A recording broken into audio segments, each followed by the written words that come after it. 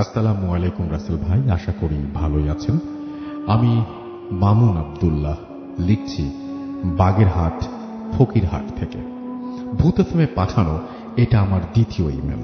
প্রথমটা হয়তো প্রচারযোগ্য ছিল না, তাই প্রচার হয়নি। কাজের ব্যস্ততার মাঝেও আপনাদের জন্য আমার দ্বিতীয় ঘটনাটি টাইপ করা। আশা করি এই ঘটনাটি আপনার ও শ্রোতাদের ভালো লাগবে।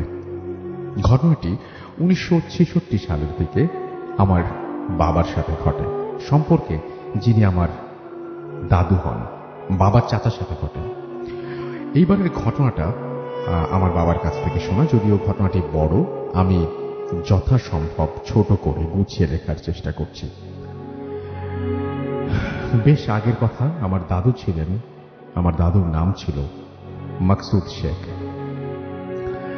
পেশায় তিনি একজন কবিরাজ ছিলেন। যুবক বয়সী, ভীষণ সাহসী, গানও গাইতে পারতেন বেশ। গ্রামের গানের আসর প্রতি বছরই তিনি সেখানে গান গাইতেন। সবুজ গ্রাম, মাঠের শেষ প্রান্তে ছিল দাদুর বাড়ি। একদিন কিছু লোক খুব তাড়াহুড়া করে একটা মেয়েকে দাদুর বাড়িতে নিয়ে আসে চিকিৎসার জন্য। দাদু বাড়িতে ছিলেন না। মেয়েটির আচরণ ছিল অস্বাভাবিক। আশেপাশের লোকজন বাড়িতে জড়ো হয়ে যায় মেয়েটিকে দেখতে। দাদুকে ডাকা হলো।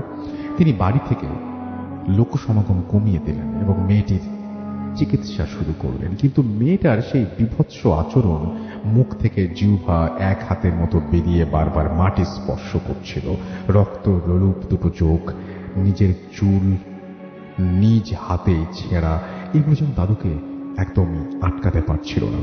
অবশেষে তিনি পারেন, যেটা ছিল সাময়িক একটা চিকিৎসা মাত্র। মেয়েটিকে তেল পড়া, পানি পড়া ইত্যাদি দিয়ে তার পরিবারকে বলে দেন পরের সপ্তাহে আবার নিয়ে আসতে।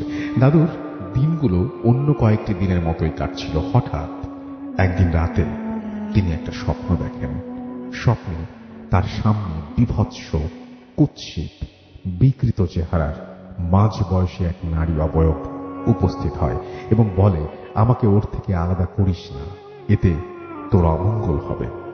ঘুম ভেঙে যায় দাদুর এবং বিষয়টা সাধারণভাবে নিয়ে উড়িয়ে দেন। ঠিক তার পরদিন রাতে আমার দাদি একটি স্বপ্ন দেখেন, যেখানে একটি বিকৃত নারী অবয়ব উপস্থিত হয়ে আমার দাদিকে বলে যায়, তোর স্বামীকে বলে দিস আমাকে ওর থেকে আলাদা না করতে।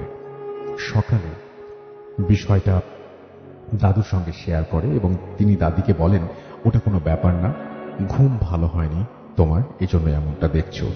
তিনি দাদিকে কিছু নিয়ম কানুন বলে দেন এবং ঘুমানোর আগে তাকে এগুলো পালন করতে বলে দেন। দিনকাল ভালোই চলছিল। 7 দিন পরে সেই মেয়েটিকে দাদুর কাছে আনা হয়। মেয়েটির অবস্থা বেশ বাজে ছিল। আমার দাদু তা ভালোভাবে বুঝতে পারলেন। তার কবিরাজি দক্ষতার ব্যবহার করে তিনি দেখলেন মেয়েটির সঙ্গে একটা জিন আছে, যেটা ছিল একটা মহিলা জিন। তার পরিবারকে কথাটা জানানো হলে তার দাদুর ওপর চিকিৎসার ভার দেন তারা। টুকটাক এইসব জানতেন দাদু। বেশ কিছু সময় ধরে কবিরাজি চালিয়ে জিনটাকে বিদায় করলেন তিনি। এবং কে জানতো যে বিদায় করা ওই জিনটি আমার দাদুর সংসার জীবন এক সময় কাল করে দিবে, কাল হয়ে আসবে। আমার দাদি ছিলেন গর্ভবতী। কোনো একটা কারণে আমার দাদি একদিন রাতে বাইরে আসলেন, হাতে হ্যারিকেনের আবছা আলো। সে আলোয় তিনি উঠোনের পাশে থাকা সজনে গাছের নিচে কিছু একটা দেখতে পেলেন। গোয়ালের গরু টরু হতে পারে ভেবে তিনি একটু কাছে এগিয়ে দেখার চেষ্টা করলেন। কাছে গিয়ে তিনি যা দেখলেন এর পেছনে কোনো যুক্তি খাটে না। তিনি দেখলেন সজনে গাছের নিচে বসে আছে তার রাতের স্বপ্ন দেখা সেই বিভৎস নারীর অবয়বটি, যার গলায় ছিল লাল লাল গোল ছোপ, রক্তের মতো চোখ। এক দৃষ্টিতে তাকিয়ে আছে দাদির দিকে। এই দৃশ্য দেখে দাদি আর নিজেকে ঠিক রাখতে পারলেন না। চিৎকার দিয়ে জ্ঞান হারান তিনি। জ্ঞান ফিরলে তার সাথে ঘটে যাওয়া সবকিছু তিনি খুলে বলেন। পরদিন দাদু তার বাড়ি বন্ধ করে দেন। এরপর বেশ কিছুদিন তেমন কিছু আর হয়নি। একদিন রাতে দাদি পেটে খুব ব্যথা অনুভব করেন। প্রথমবারের মতন বাচ্চা প্রসব করেন তিনি। দাইমা বাচ্চা হাতে নিয়ে নিজেই অবাক। বাচ্চাটি ছিল মৃত এবং তার গলায় ছিল লাল লাল ছোপ, চোখ দুটো ছিল রক্তের মতো লাল, যেন দাদির সেই রাতে সজনে গাছের নিচে দেখা সেই নারীর অবয়বের একটি মূর্তি। পরিবারের শোকের ছাপ তাড়াতাড়ি দাফন কার্য শেষ করা হয় বাচ্চাটার। এই মর্মান্তিক ঘটনার পর 2-3 মাস সবকিছু স্বাভাবিক ছিল।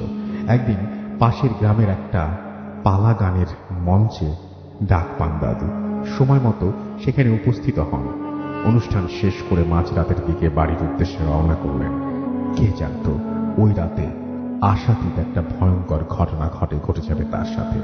বাড়ি ফেরার পথ ছিল একটা নদীর রাস্তা ধরে ওই রাতে খেয়া ঘাটে পৌঁছালেন দাদু। একটা মাত্রই ঢিঙি ঘাটে ছিল। নদী পার হলেন তিনি। নদীর অদূরে ছিল একটা শ্মশান ঘাট, যেটার সামনে থেকে বাড়ি আসতে হতো। শ্মশান ঘাট পার হলেন। ঘুটঘুটে অন্ধকার, নিস্তব্ধতা বিরাজ করছিল চারিদিকে। হাতে 3 ব্যাটারির একটা টর্চ নিয়ে এগিয়ে যাচ্ছিলেন। হঠাৎ তিনি নাকে খুব বাজে একটা গন্ধ পেলেন এবং অনুভব করলেন তার পেছনে কেউ একজন আছে। হতে পারে গ্রামের অন্য কেউ, এটা ভেবে টর্চটা ঘুরিয়ে মারেন, কিন্তু কিছুই দেখতে পান না। তার মনের মধ্যে একটা কামড় দিয়ে উঠল। জলদি দোয়া পড়ে নিজের শরীরটা বন্ধ করে নেন এবং আবার বাড়ির পথে যাত্রা শুরু করেন। কিন্তু তার মধ্যে একটা অস্বস্তি কাজ করেই যাচ্ছিল। মাঠের শেষে ছিল কাঁঠালতলার সেই বিরাট বাগান। দিনের বেলা একা সেখানে কেউ যায় না, আর রাতের বেলা ওখান দিয়ে আসা রীতিমতো অসম্ভব। দাদুর চলাচল ছিল ওই রাস্তা দিয়ে, তবুও ওই রাতে ওখান দিয়ে যেতে হবে এটা ভেবে নিজের যে একটু ঘাবড়ে যাচ্ছিলেন। কি আর করার, রাত্রি অনেক হয়েছে। অল্প সময়ে বাড়ি যেতে হলে সেই রাস্তাই ধরতে হবে। তাই বেশি কিছু না ভেবে ওই রাস্তা দিয়ে বাড়ির পথে যাত্রা শুরু করলেন। বেশ কিছু দূরে এগিয়ে যাবার পর তার নাকে তিনি গন্ধটা পেলেন। গন্ধটা স্বাভাবিক থেকে তীব্রতর হতে লাগলো। তিনি নিজেকে বোঝাতে চাইলেন, না, এটা এমন কিছু না, কিন্তু ভয় তাকে জাপটে ধরেছিল চারিদিক থেকে। পেছন থেকে এবার অদ্ভুত কিছু আওয়াজ তার কানে আসলো। তিনি পেছনে একবারও তাকাননি, তাই টর্চ হাতে সোজা এগিয়ে যান। হঠাৎ তার মনে হলো শুকনো পাতার ওপর দিয়ে কেউ হাঁটলে যেমন মর্মর আওয়াজ হয়, এমন আওয়াজ করে কেউ একজন তার পাশে হাঁটছে। মনের অজান্তে পাশের ভয়ঙ্কর বাগানের দিকে তার টর্চের আলো চলে যায়। টর্চের আলোয় তিনি যা দেখতে পান তা হয়তো সেটাই তার জন্য ওই রাতে অপেক্ষা করছিল। হালকা আলোতে তিনি দেখতে পেলেন পাশের একটা কবরের মাটি ভেঙে যেন একটা বের হয়ে আসছে। শিয়াল টিয়াল হবে হয়তো, এটা ভেবে নিলেন তিনি, কিন্তু না, ওটা আর কিছুই ছিল না। ওটা ছিল দাদুর স্বপ্নে দেখা সেই বিভৎস নারীর অবয়বটি। দাদু বুঝতে বাকি রইল না আজ খুব খারাপ কিছু ঘটতে চলেছে তার সাথে। হঠাৎ করে লাইটটা হাত থেকে পড়ে বন্ধ হয়ে যায়। ভয়ে একদম গ্রাস করে ফেলে তাকে। কি করবেন ভেবে পাচ্ছিলেন না। ঘুটঘুটে অন্ধকারের মাঝে নিজেকে অসহায় মনে হলো। এইবার সেই নারী অবয়বটি বলতে থাকলো, তোকে বলেছিলাম আমাকে ওর থেকে আলাদা করিস না। কণ্ঠটি হালকা থেকে প্রখর হতে লাগলো, যেন ওটা কাছে এগিয়ে আসছিল। এবং তাই হলো যেটা দাদু অনুমান করছিলেন। পেছন থেকে জাপটে ধরে দাদুকে অবয়বটি। অনেক চেষ্টা করেও নিজেকে ছাড়াতে পারছিলেন না। আল্লাহকে বারবার স্মরণ করছিলেন এবং নিজেকে অবয়বের হাত থেকে আলাদা করার চেষ্টা করছিলেন, কিন্তু না, কিছুতেই কিছু হচ্ছিল না। বারবার ওনার পিঠের ওপর চাপ সৃষ্টি করছিল অবয়বটি। এই বুঝি তার দেহ থেকে প্রাণটা বেরিয়ে যায়। নিস্তেজ হয়ে যান তিনি। বাঁচার শেষ চেষ্টাটা করবেন এটা ভেবে আল্লাহু আকবার বলে জোরে ঝাঁকি দিয়ে নিজেকে ছাড়ানোর চেষ্টা করেন, কিন্তু মুহূর্তের জন্য নিজেকে হালকা মনে হলো। শরীরের ওপর বোঝাটা বোধহয় আর নেই। দৌড় শুরু করলেন তিনি। কোন দিক দিয়ে দৌড়াচ্ছেন জানেন না, কতটা সময় নিয়ে দৌড়াচ্ছেন তাও মনে নেই। মনে আছে জ্ঞান হারানোর আগে উনি সামনে হালকা আলো দেখতে পেয়েছিলেন। পরের দিন নিজেকে নিজের বিছানায় আবিষ্কার করলেন। তার পাশে অনেক লোকজন, তাই তার দিকে সবাই তাকিয়ে আছে। রাতের ঘটনাটা খুলে বললেন তিনি। প্রাণে বাঁচলেও নিজের কোমরের বল হারান তিনি। শরীরের বিভিন্ন স্থানে ক্ষতের সৃষ্টি হয়। পরে এলাকার এক স্বনামধন্য কবিরাজের কাছে দাদুকে নিয়ে গেলে তিনি বলেন, মেয়েটির কাছ থেকে ওই জিনটি আলাদা করার জন্য এত কিছু ঘটেছে, এমনকি আমার দাদির সন্তান নষ্ট হওয়া ওই জিনটিই দায়ী। পরের ওই কবিরাজ সেই বিভৎস নারী জিনটিকে আটকান এবং তাকে একটি বোতলে ভরে ভৈরব নদীর পানিতে ফেলে দেন। এরপর অনেক বছর জীবিত ছিলেন দাদু। জীবনে চলার পথে আর কখনো সোজা হয়ে দাঁড়াতে পারেননি। কোমরের ওপরের অংশ বাঁকা হয়েছিল তার। মাথার নিচের দিকে ঝুঁকে লাঠি ভর করে হাঁটতে হতো তাকে। এরপর তিনি অনেক বছর জীবিত ছিলেন, 4 সন্তানের বাবাও হয়েছিলেন। তার সাথে, তার পরিবারের সাথে এমন আর কখনো হয়নি। এই ছিল ঘটনা। ধন্যবাদ আমার ঘটনাটি পড়ে শোনাবার জন্য। ধন্যবাদ সকল শ্রোতাদের ধৈর্য ধারণ করে ঘটনাটি শোনার জন্য। ভূত এফএম দীর্ঘজীবী হোক। এরপর তিনি তার নাম এবং ঠিকানা দিয়েছেন। Thank you very much. এবং চমৎকার একটা ঘটনা আমাদেরকে উপহার দেওয়ার জন্য। আমরা চলে যাব আমাদের প্রথম অতিথির কাছে, আফরান ভাইয়ের কাছে। রাসেল ভাই, আজকে যে ঘটনাটা আমি শেয়ার করব সেটা খুলনার ঘটনা। আমি গত মাসে খুলনা গিয়েছিলাম। তো ওখানে যেহেতু ক্লাস নেওয়ার জন্য বাংলাদেশের বিভিন্ন জায়গায় যেতে হয়, তো খুলনাতে আমাদের রেডিও ফুর্তির কিছু শ্রোতা আছে আর কি। তো গেলেই ওরা আমার সাথে দেখা করে।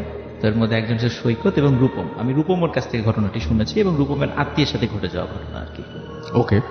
তো ঘটনাটির স্থান রাসেল ভাইয়া খুলনার বয়রা বাজার। বয়রা নামক একটা জায়গা আছে, যারা খুলনায় যারা থাকেন তারা সেই জায়গাটা সম্পর্কে পরিচিত অবশ্যই।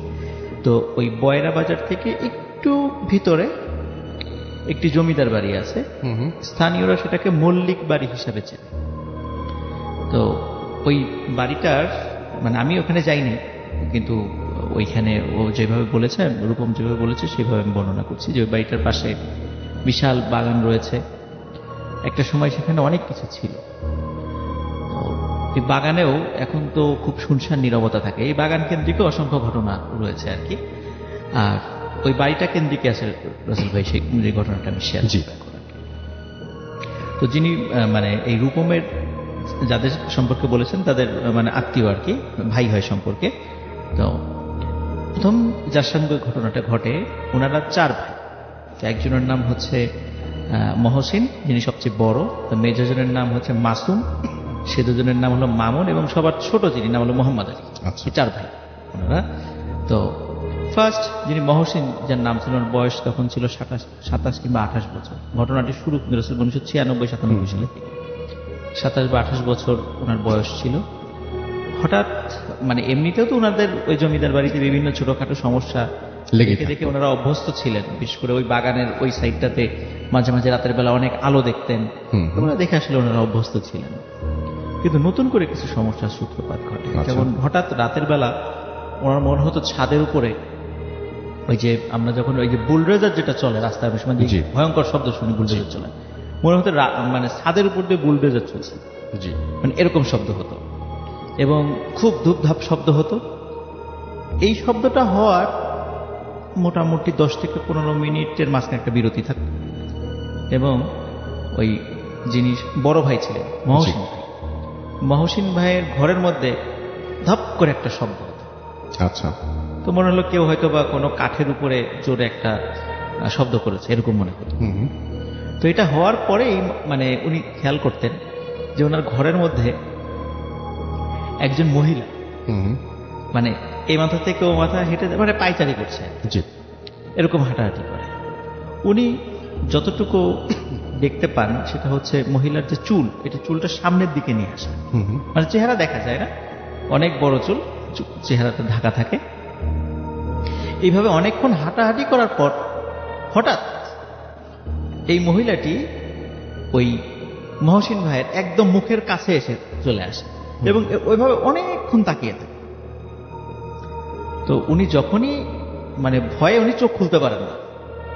এবং এই ঘটনাটা প্রথম দিন যখন ঘটে, ওনার তো মানে বুঝতেই পারছেন যে খুব ভয়ঙ্কর অবস্থা হয়ে যায়। উনি পরিবারের সাথে কথা বলেন যে এরকম উনি ঘটনা দেখেছেন।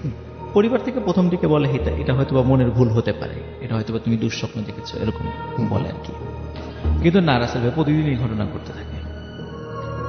যখন এই ঘটনা প্রতিদিন ঘটতে থাকলো তখন ওনারা স্থানীয় যত মানে কবিরাজ আছেন যারা এই রিলেটেড ট্রিটমেন্টগুলো করেন, প্যারানর্মাল এক্সপার্ট যারা আছেন তাদেরকে ডেকে নিয়ে এই ট্রিটমেন্টগুলো করানোর চেষ্টা করে, কিন্তু ফলাফল আলটিমেটলি জিরো।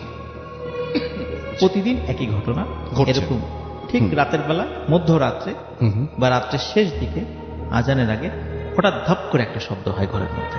প্রথম দিকে হলো ছাদে ওই শব্দটা হয়, এর খানিকক্ষণ পরে এই ঘরের মধ্যে ধপ করে শব্দ, তারপরে এই যে হাঁটাহাঁটি শুরু হয় এবং হাঁটাহাঁটির এক পর্যায়ে হঠাৎ মুখের সামনে চলে আসে ওই অবয়বটা, এবং আচ্ছা। অনেকক্ষণ তাকিয়ে থাকে, অনেকক্ষণ একভাবে, কোনো নড়াচড়া নেই, মনে হয় যে স্ট্যাচুর মতো, মূর্তির মতো অনেকক্ষণ তাকিয়ে থাকে। তো আসলে এই সমস্যার থেকে সমাধান পাওয়ার দরকার। তখন ওনারা বাবা মা সিদ্ধান্ত নিলেন যে এনাকে মানে মহসিন ভাইকে বিয়ে দিয়ে দিলেন। তো মহসিন ভাইকে বিয়ে দিয়ে দিলেন। তো অদ্ভুত ব্যাপার, রাসেল ভাই বিয়ের পরে ওনার সাথে এই ধরনের কোনো ঘটনা ঘটেনি। তো সবাই ধারণা করেছিল যে সমস্যা সলভ হয়ে গেছে, কিন্তু সমস্যার আসলে সূত্রপাত ছিল এখানে। এই ঘটনা যখন মহসিন ভাইয়ের সাথে ঘটনা শেষ হয়ে গেল, তখন ওনার ইমিডিয়েট যিনি ছোট মানে মামুন ভাই, মাসুম ভাইয়ের সাথে ঘটনা ঘটা শুরু। আচ্ছা। ঠিক একই ঘটনা। তো মাসুম ভাই ছিল ভয়ঙ্কর টাইপের ভীতু প্রকৃতির লোক। তো ওনার থেকে বয়স 2-3 বছরের ছোট ছিল, জি। মানে মহসিন ভাই থেকে। তখন এই একই ঘটনা ঘটছে এবং উনি এটা সহ্য করতে পারতেন না। মহসিন ভাই তো তাও কিছুদিন সহ্য করেছিলেন, উনি কিছুদিন সহ্য করতে, রাত্রেবেলা খুব চিৎকার চেঁচামেচি করতেন, খুবই ওনার শারীরিক অবস্থাও খুব খারাপ হয়ে গেল, খুবই বাজে অবস্থা। তখন পরিবার থেকে চিন্তা করলেন যে যেহেতু মহসিন ভাইকে বিয়ে দেওয়ার পরে সমস্যাটা হয় নাই, তাহলে ওনাকেও, যেহেতু বয়স ওনার থেকে 2-3 বছর কম, সুতরাং বিয়ে দেওয়া যাবে, তাকেও বিবাহ দিয়ে দেওয়া হয়। অদ্ভুত ব্যাপার আসলে বিয়ের পরে কিন্তু তার সাথে এই সমস্যাটা আর ঘটেনি। আচ্ছা। সবাই চিন্তা করছে আচ্ছা ঠিক আছে, তাহলে সমস্যা হয়তো বা সমাধান হলো। কিন্তু রাসেল ভাই এই সমস্যাটা আবার পর্যায়ে ভর করে তার ঠিক ইমিডিয়েট ছোট ছিল মামুন ভাইয়ের সাথে, তার সাথে একই ঘটনা।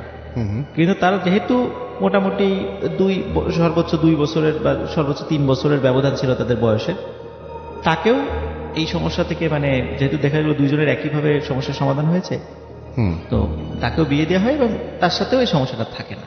আচ্ছা। কিন্তু রাসেল ভাই এই 3 জনের যখন বিয়ে হয়, সবাদের ছোট ভাই, তার বয়স ছিল 12-13 বছর, তখন এর সাথে এই ঘটনা ঘটা শুরু করে। এখন স্বাভাবিকভাবে যেই প্রক্রিয়ায় 3 ভাইয়ের সমস্যাটা সমাধান হয়েছে, সেটা ছিল নাবালক ছেলে, তাকে তো বিবাহ দেওয়া যাচ্ছিল না। এখন প্রতিনিয়ত তার সাথেই ঘটনা ঘটা শুরু করেছে এবং অন্য 3 ভাইয়ের সাথে যে ঘটনাটা ঘটা শুরু করেছিল, এর বেলায় ঘটে তার উল্টাটা। এর কি হয়, যিনি মোহাম্মদ আলী ভাই, যিনি এখনো হয়তো শুনছেন আজকের ঘটনা আর কি, তো উনি প্রথম দিকে যেহেতু বড় 3 ভাইয়ের সাথে ঘটনাটা ঘটছিল, উনি ছোট মানুষ ছিলেন, তো প্রথম দিকে চিন্তা করে ইস আমার সাথে যদি ঘটনাটা ঘটতো, উনি এটা খুব এক্সাইটেড ছিলেন। আচ্ছা। তো সত্যি যখন ওনার সাথে ঘটনাটা ঘটা শুরু করলো, উনি কিন্তু আর আসলে ভয় পাননি। আচ্ছা। উনি একদম বিষয়টা স্বাভাবিকভাবে নিয়েছেন এবং শুধু তাই না, উনি রাতের বেলা ওনার ভাষ্য অনুযায়ী উনি রাতের বেলা অপেক্ষা করতেন যে কখন ওই ধপ করে শব্দটা হবে, ঘরের মধ্যে আসবেন এবং হাঁটাহাঁটি করবে এবং তার দিকে তাকিয়ে থাকবে। আচ্ছা। কিন্তু ওই অন্ধকার ঘরে শুধু ডিম লাইট জ্বালানো থাকতো, তো ওই মহিলার চেহারাটা দেখতে পারতেন। এইভাবে কিন্তু আসলে বহু বছর কেটে যায়, যে প্রতিদিন। তো তখন যে প্রবলেমটা হয় যে মাসুম ভাই ওই মোহাম্মদ আলী ভাইয়ের সাথে ঘটনা ঘটে থাকে, যখন ওনার বিবাহের বয়স হয়ে যায়, কোন পরিবার থেকে বিবাহ দিতে চায়, কিন্তু উনি নিজেই আর বিয়ে করতে চায় না, যে না আমি বিয়ে করবো, বিয়ে করলে হয়তো বা আমি এই দৃশ্যটা দেখতে পারবো না, এইভাবে প্রতিদিন আমার সাথে দেখা করে আমি এটাই করতে, ওনার সাথে একটা ভালোবাসার সম্পর্ক হয়ে গেছে, এরকম একটা অবস্থা। তো একদিন রাসেল ভাই, মোহাম্মদ আলী ভাই যেটা করে বসেন আর কি, বেশি সাহস দেখাতে গিয়ে যে ঝামেলাটা বাধায় ফেলেন, সেটা হলো ওই প্রতিনিয়ত যখন ওই কিছুক্ষণ হাঁটাহাঁটি করার পরে যখন একভাবে এসে তাকিয়ে থাকে, ওই দিন মোহাম্মদ আলী ভাই উনি চিন্তা করেছেন যে এর চেহারা তো আমি এত বছরে দেখলাম না, 10-12 বছর হয়ে গেল, আজকে আমি চেহারা দেখলাম না, আজকে চেহারাটা আমি দেখবো, চেহারাটা কেমন। তখন যখনই ওই মুখটা সামনে নিয়ে এসেছে, আসার সাথে সাথে মোহাম্মদ আলী ভাই কি করেছে, উনি হাতটা বাড়িয়ে খপ করে তার চেহারায় হাত দিয়েছে।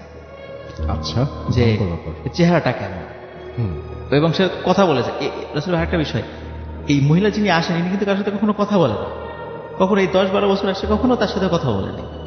তো উনি খপ করে তার মুখে হাত দিয়ে বসেন, চুলের সামনে তো চুল থাকে, মুখ করে হাত দিয়ে মুখটা চেপে ধরেন আর কি।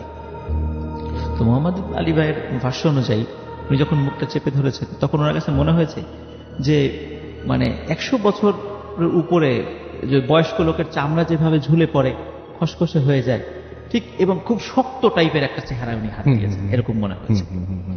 এবং যখন উনি হাত দিয়েছেন রাসেল ভাই, তখনই ওই ছায়ামূর্তিটি অদৃশ্য হয়ে যায়। আচ্ছা। অদৃশ্য হয়ে যাওয়ার পর এরপরে বেশ কিছুদিন ওই বাসায় আর এই ধরনের ঘটনা ঘটে না। কিন্তু মোহাম্মদ আলী ভাই উনি মন থেকে চাইতেন যে সে আবার আসুক, কিন্তু বেশ কিছুদিন যাবৎ সেটা আর আসে না। পরবর্তীতে আবার আসা শুরু করে, কিন্তু মোহাম্মদ আলী ভাই আর কখনো সাহস করে ওই কাজটা করেননি। স্বাভাবিকভাবে আসে। তখন পরিবার থেকে চিন্তা করলো যে একে বিয়ে দিয়ে দেওয়া হোক। যখন উনি পরিণত বয়স হয়েছে তো তাকেও বিয়ে দেওয়া হয়। কিন্তু রাসেল ভাই বিয়ের পরে কিন্তু অন্য 3 ভাইয়ের যেভাবে সমস্যাটা হয় নাই, ওনার বেলায় কিন্তু এই সমস্যাটা রয়ে গিয়েছিল অনেকদিন এরকম ছিল।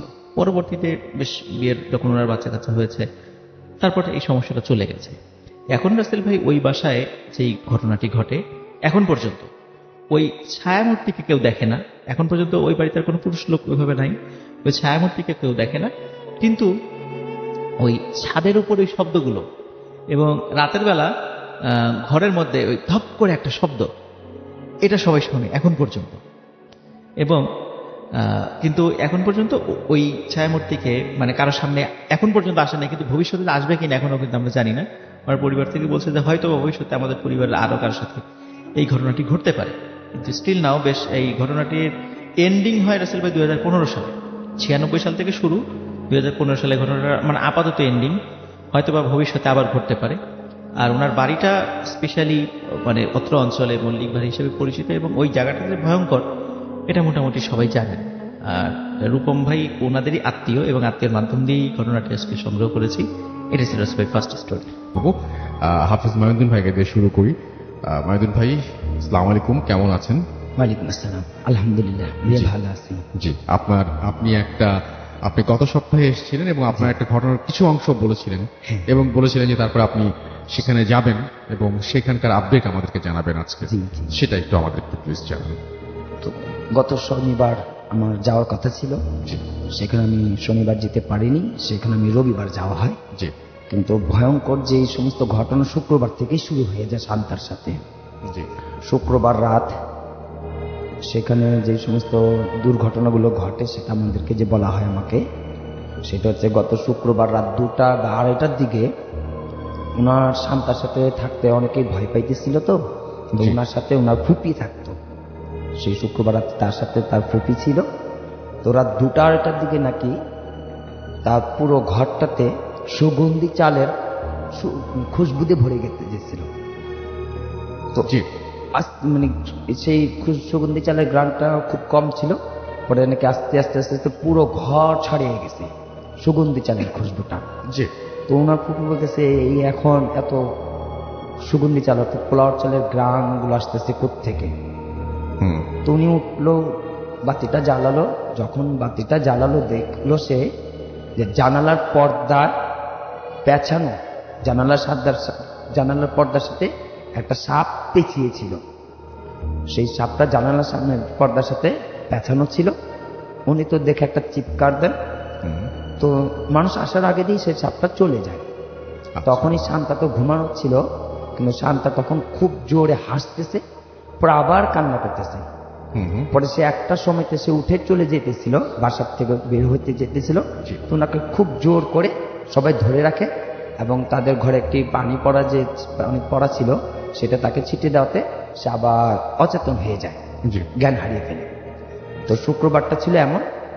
এরপর শনিবার দিন ভর দুপুর বেলায় আরেকটা নাকি ঘটনা ঘটে। সেটা হচ্ছে আমার যাওয়ার কথা ছিল, আমি তো শনিবার যেতে পারিনি। তো শনিবার ভর দুপুর বেলায় যেটা ঘটনা ঘটে, সে শনিবার দিন সকালে উঠে গোসল করলো, খাওয়া দাওয়া সবই করলো। ঠিক ভর দুপুর বেলায় 12টা বা 12:30টার দিকে নাকি হঠাৎ করেই সে ঘরের থেকে জিনিসপত্র ভাঙচুর শুরু করে দিল। ঘরে কাছের জিনিসপত্রগুলো খুব ছুঁড়ে মারতে লাগলো, ভাঙচুর করতে লাগলো, এবং সে কান্না করতে লাগলো। তো তার ফুপি ছিল, তার ফুপি তার সাথে খুব বকাঝকা করতেছে, এমন কেন করো। তো তার এগুলো কিছু বলে না, সে একটু পরে হাসে, একটু পরে কান্না করে। তোর ফুপি আবার ওকে ধরে ওই কিছু দোয়া পড়ে যখনই ফু দিবে, তখন ফুপিকে নাকি এমন জোর একটা চর মারে।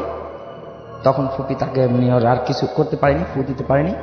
কিন্তু শান্তা সেটা নাকি জানে না যে ওকে যে চর মারলো ফুপি, সে ফুপিকে খুব খুশি একটা চর মেরে দেয়।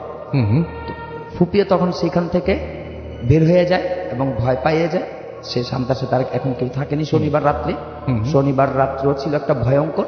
সেইখানে হইতেছে ও যখন ঘুমিয়েছিল, তো মধ্যরাত্রেবেলায় এরকম গভীর 3টা-4টার দিকে নাকি ওয়াশরুম থেকে দেখা যাচ্ছে যে কল থেকে পানি অঝরে পড়তেছিল। তো কে যেন বলতেছে যে ওয়াশরুমে পানি কে ছেড়ে রাখছে, শান্তা তো ও তো ঘুমিয়ে আছে। তো ঘরে যখন ওয়াশরুমে গেছে পানিটা দেখার জন্য যে কে কল ছেড়ে রাখছে বন্ধ করবে, সে যখন দরজাটা নাকি ওয়াশরুমের দরজাটা খুলছে, সেইখানে নাকি যে ওনার চাচা হয় না কি যেন হয়, তাকেও সেখানে একটা চড় মারে। তো সেই রাত্রিবেলাও তারা সবাই আতঙ্কে এবং খুব ভয়ে তারা সবাই মিলে দোয়া করতে থাকে। এবং সে শান্তার ঘরটা একমাত্র এখন সেদিন বন্ধই ছিল, ওকে একা রাখা হয়েছিল, সে এখানে আর কেউ থাকেনি ভয়ে। রবিবার দিন আমি যখন গিয়েছি বিকেলবেলা সন্ধ্যার দিকে আর কি, আমি বসে সবাইকে বললাম ঠিক আছে আসেন। সবচেয়ে বড় ভয় ছিল যে আমি যখন গিয়ে ওকে ডাকছি শান্তারকে বসে, সে কোনো মতেই উঠবে না, সে হাসতেছে, সে আবারও বলতেছে আমাকে যে আপনি কেন আসেন বারবার, আমাকে ডিস্টার্ব না করলে কি আপনার কোনো অসুবিধা হয় না, না আপনি কেন আমাকে অসুবিধা করেন বারবার এসে, আপনাকে না আসতে না বলেছি, আপনি জানার পরও আমাকে কেন এত বিরক্ত করতেছেন, আপনি চলে যান। তখন বললাম হ্যাঁ আমি তো চলে যাব, কিন্তু আমি আপনার সাথে কিছু কথা বলতে চাই। জি।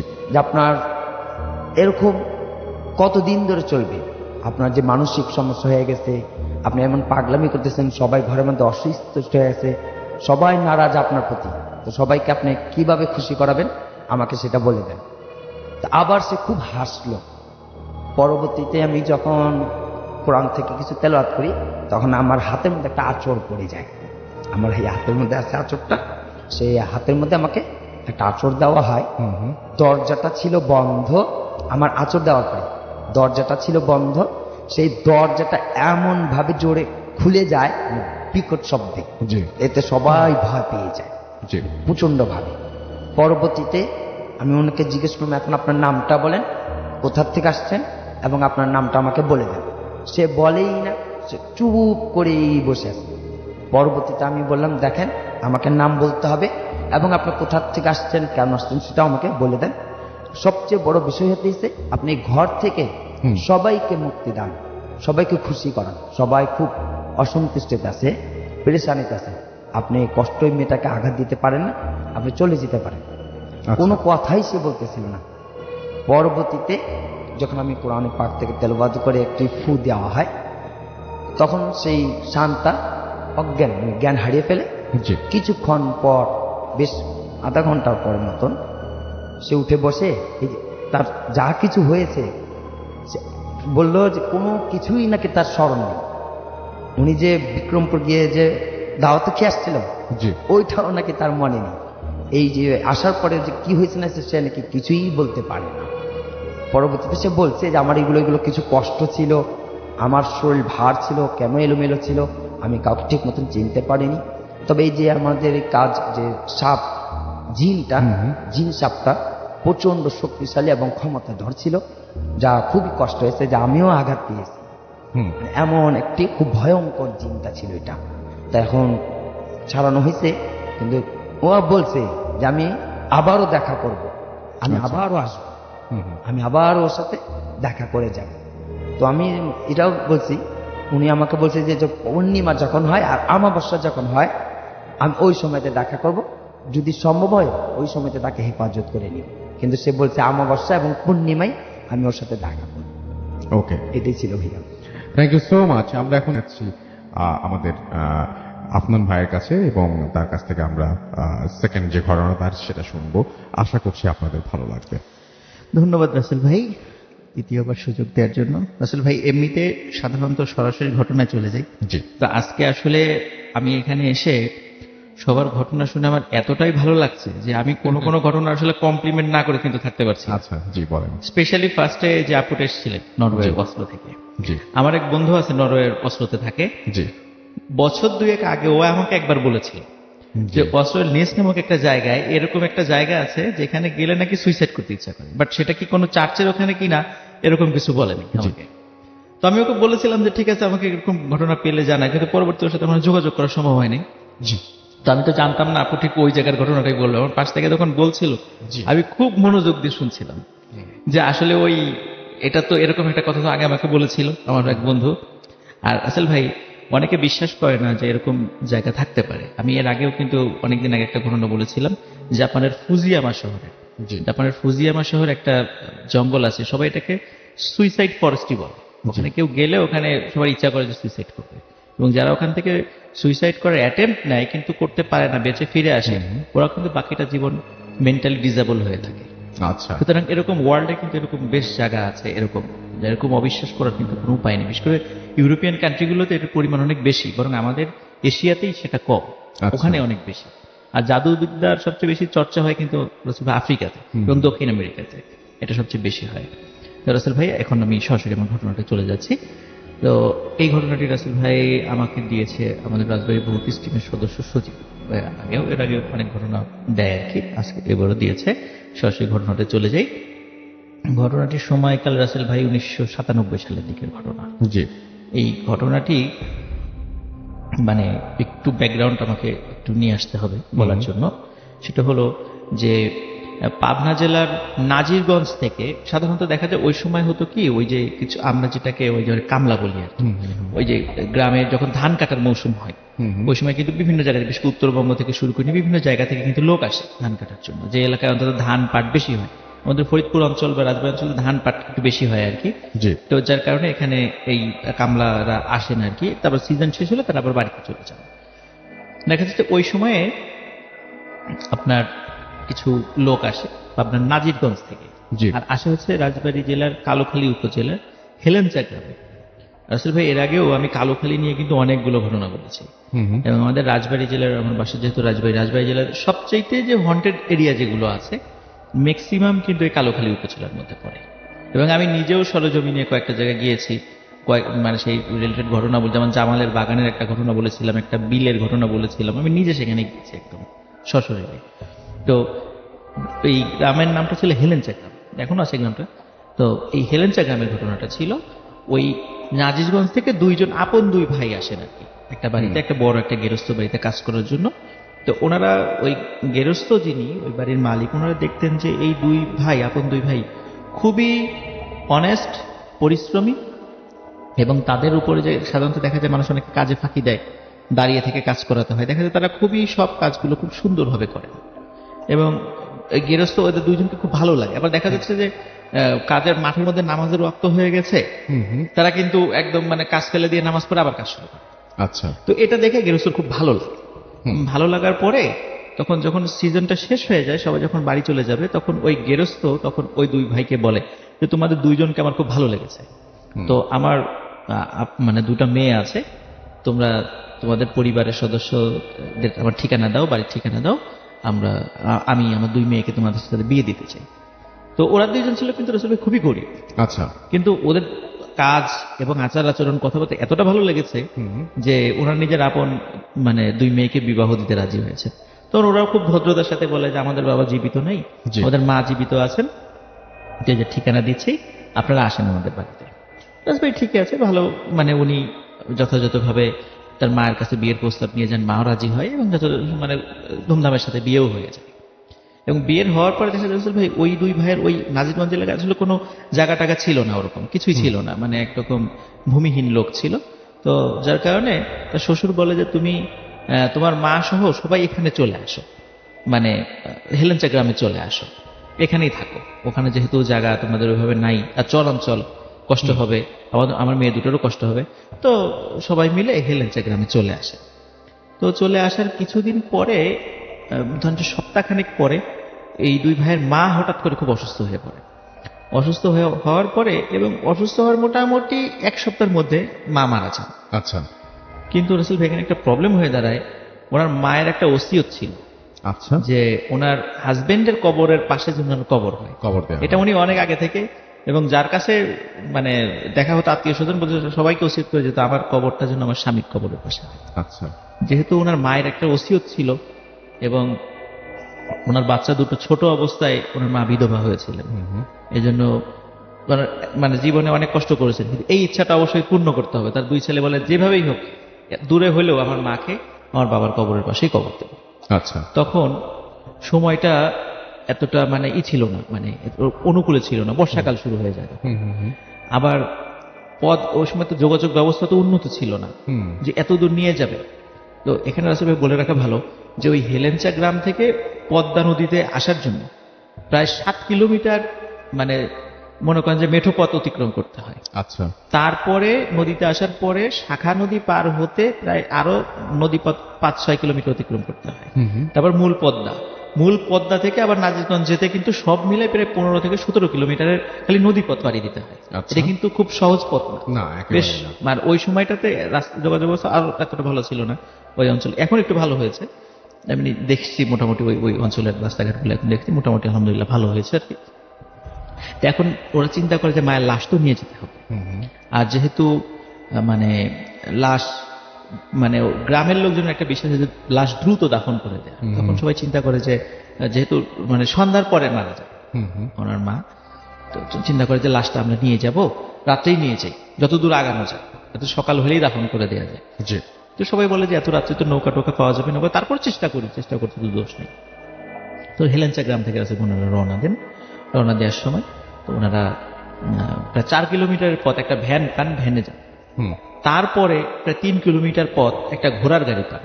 আচ্ছা। এই ঘোড়ার গাড়িতে যান।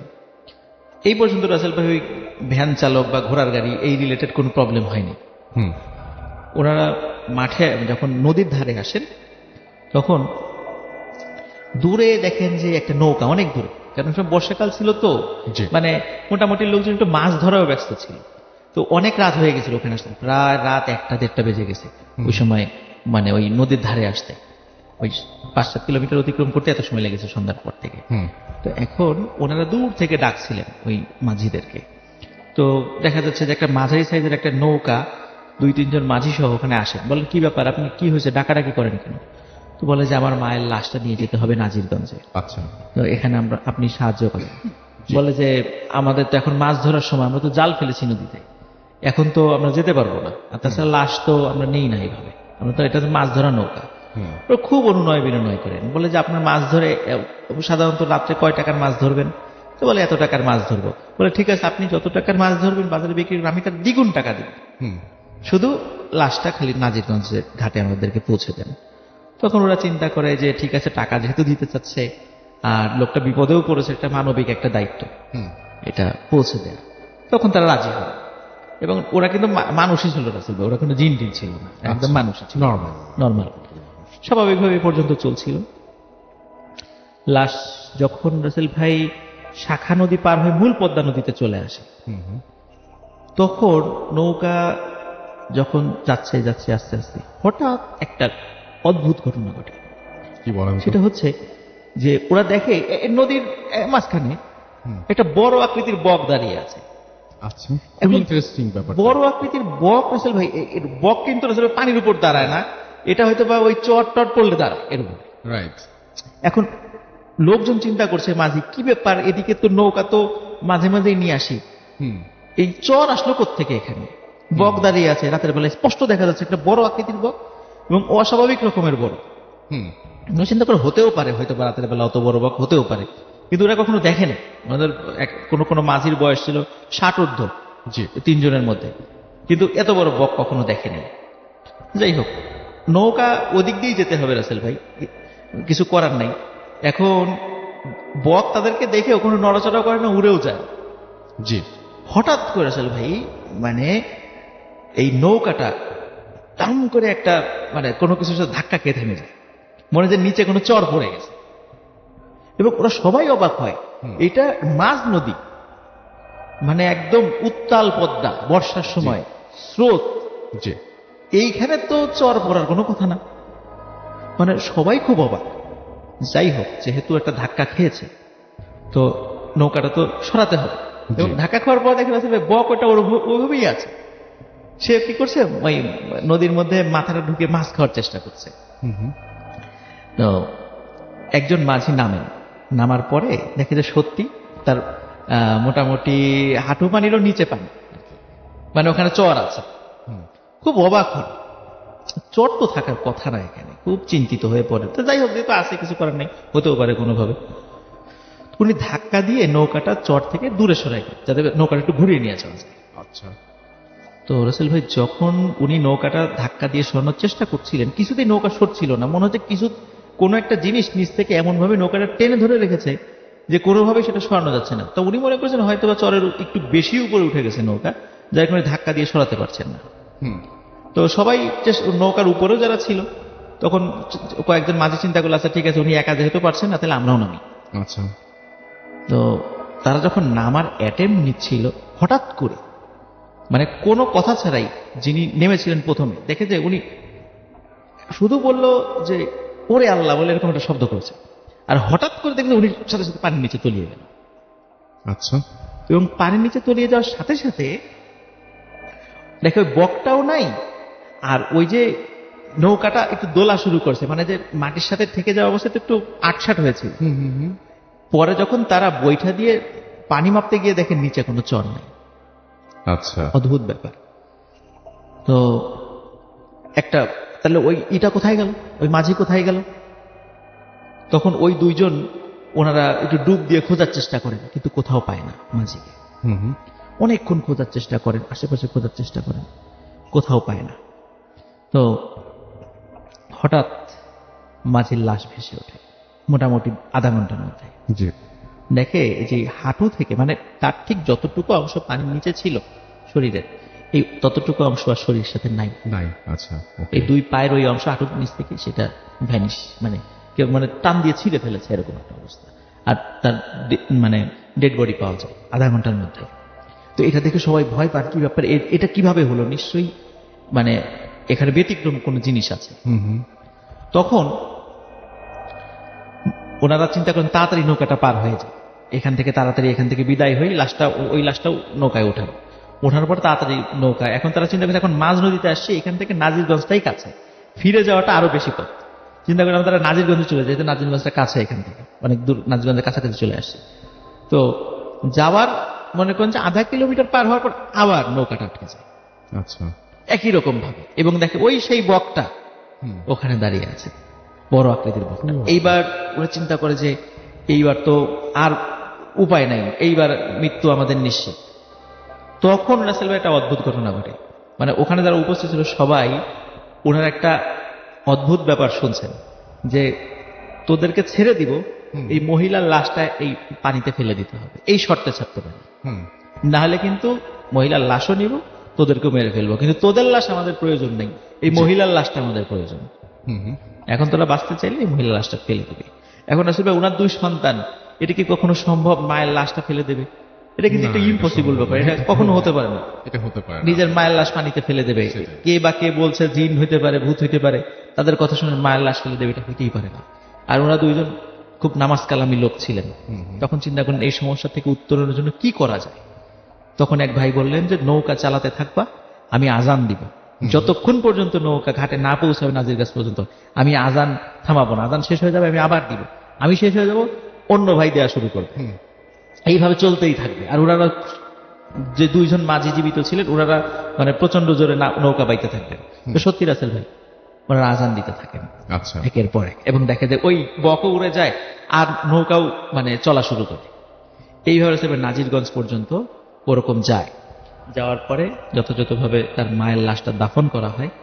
দাফন করার পরে এই ঘটনাটা কেন ঘটলো সেইটার একটা বিষয় অনুধাবন করার চেষ্টা করা হয়। সেটা হলো রাসেল ভাই, আমরা এই বিষয়গুলো আসলে অতটা বুঝতে পারি না, যে মানুষের ওই যে অনেকে মারা যায়, আমরা ওই যে অমাবস্যা, পূর্ণিমা তিথি, একাদশী, এরকম কিন্তু অনেক তিথি থাকে, তিথির হিসাব যদিও আমি অতটা জানি না। তো ওই জিনেরা এই সমস্ত বিষয়ের হিসাব রাখে, যে সাধারণত এই ধরনের মানে ওদের রাশি বা এই তিথির সাথে মিলে যাওয়া, কিন্তু আমি জানতাম না। হ্যাঁ, মিলে যাওয়া এই ধরনের, এই যে আমরা রাসেল ভাই ওই যে শুনি না যে অনেক সময় দেখা যাচ্ছে যে একটি লাশ নিয়ে যাচ্ছে পিছন থেকে, ওই লাশই বলছে যে আমার লাশটা নিস না, রেখে যা। তখন যারা লাশটা বহন করছে সবাই ওই লাশটা ফেলে চলে যায়, দেখা যায় ওই লাশটা অদৃশ্য হয়ে গেছে বা কেউ নিয়ে গেছে। সাধারণত রাসেল ভাই এই ঘটনা সবসময় ঘটে না, ওই যে নির্দিষ্ট কোনো সময় রাশির সাথে মিল রেখে যদি কোনো মানুষ মারা যায়, দৈবক্রমে এই ধরনের ঘটনা ঘটে, সাধারণত ওই লাশগুলো জিনেরা ওই জাদুটোনা করার জন্য এই লাশগুলো ব্যবহার করে। আচ্ছা। তো এই ধরনের কোনো বিষয়ের ক্ষেত্রে জিনেরা ওই লাশগুলো যে কোনো উপায়ে নিয়ে যাওয়ার চেষ্টা করে। তো এই কারণেই ওই ঘটনাটা ঘটেছিল যে ওনার আম্মা যখন মারা গেছিলেন, তো ওই ধরনের কোনো অমাবস্যা, পূর্ণিমা বা ওই তিথিগত কিছু ব্যাপার ছিল, এই জন্য জিনেরা সর্বোচ্চ চেষ্টা করেছিল লাশটা চুরি করার। কিন্তু যখনই ওই যে যখন ঘোড়ার গাড়ি বা ওই যে এসে তখন ওখানে অনেক লোক ছিল, ওই প্রত্যেকটাই সেই, এই জন্য ওরা ওই সুযোগটা পায়নি। যখন মাঝ নদীতে চলে আসছে, আশেপাশে কোনো লোক নাই, তখন এই সুযোগটা তারা নিতে গিয়েছিল আর কি। আর যখন ওই যে ওনারা নেমেছে, ওই যে মাঝিটা নেমেছিল, মাঝিটার মৃত্যুটা হয়েছিল জিনদের হাতে। আচ্ছা, তো যার কারণে সে আর কিছু বলে যেতে পারেনি। পরবর্তীতে ওখানে একজন বুজুর্গ ব্যক্তি উনি এইটা বলেছিলেন যে এটা এই এই কারণে হয়েছে। পরবর্তীতে তার মায়ের লাশটা দাফন করা হলেও রাসূল ভাই পরে যে ঘটনাটা ঘটে আমি শুনেছি যে কে বা কারা এই লাশটা চুরি করে নিয়ে যায়। কিন্তু এটা যে কোনো মানে এখানে রাসূল ভাই বলে রাখা ভালো, জিন কিন্তু কোনো কবর থেকে লাশ চুরি করতে পারে না। আচ্ছা, সাধারণত যে সমস্ত তান্ত্রিক বা কবিরাজরা আছে এরা জিনদেরকে দিয়ে লাশগুলো চুরি করানোর চেষ্টা করে। যদি তারা ব্যর্থ হয় সেক্ষেত্রে তারাই সশরীরে এই মানে এক্সিকিউশন মিশনে নামে। সেক্ষেত্রে আমরা অনেক সময় শুনি যে অনেকের কবর থেকে মাথা কেটে নিয়ে যায়, এই হয় সেই হয়, এই ধরনের ঘটনা রাসূল ভাই তখন কিন্তু ঘটে। আর এই বিষয়টা 1997 ছিল রাসূল ভাই ঘটনা, যেটা আমাদের ভূত স্ট্রিমের সদস্যরা এটা কালেক্ট করেছে। ধন্যবাদ রাসূল ভাই। Thank you so much. খুবই অদ্ভুত টাইপের একটা ঘটনা, এবং এই ঘটনাটা শুনতে শুনতে অনেক ভালো লাগছিল, খুব অবাক হতে হচ্ছিল। আবার ভাই আপনার কিছু মনে হয় বলার ছিল, এবং আপনার যে কাছে আবারও ফিরে আসি। থ্যাংক ইউ আফরান ভাই, চমৎকার। আমার মনে হয় প্রথম ঘটনা চাইতেও দ্বিতীয় ঘটনাটা একটু বেশি মানে আনএক্সপেক্টেড অনেক কিছু ঘটেছে এই ঘটনার মধ্যে। Thank you very much.